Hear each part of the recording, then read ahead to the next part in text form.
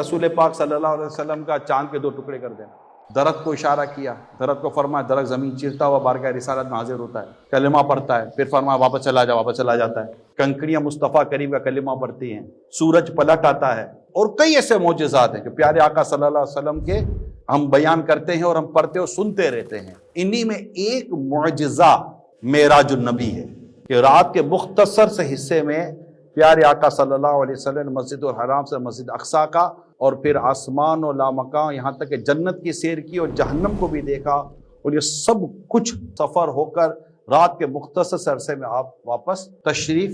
لے آئے۔ یہ مسرت ہے کس کی ملاقات کی، عید کا دن ہے یا آج کی رات ہے۔ کہتے ہیں کہ جو کنڈی دروازے کی تھی وہ ابھی ہلی رہی تھی، اور کئی ایسی ماشاءاللہ باتیں بیان کی گئی ہیں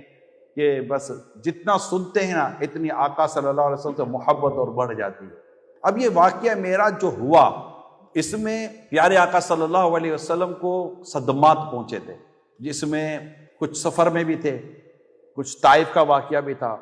حضرت ام المومنین خدیجہ الکبریٰ رضی اللہ تعالی عنہا کا انتقال ہوا، آپ کے چچا ابو طالب انتقال ان کا ہوا، تو یوں نبی پاک صلی اللہ علیہ وسلم کو ایک غم کی کیفیت تھی۔ تو جب غم کی کیفیت تھی تو اللہ پاک نے پیارے مصطفیٰ کریم کے قلب کو تسکین دینے کے لیے، آپ کے قلب کو راحت دینے کے لیے، آپ کی رضا کے لیے، پیارے حبیب راضی ہو جائیں گے، اللہ پاک نے آپ کو معراج عطا فرمایا۔ تو اللہ تعالیٰ کا نبی اکرم صلی اللہ تعالیٰ علیہ وآلہ وسلم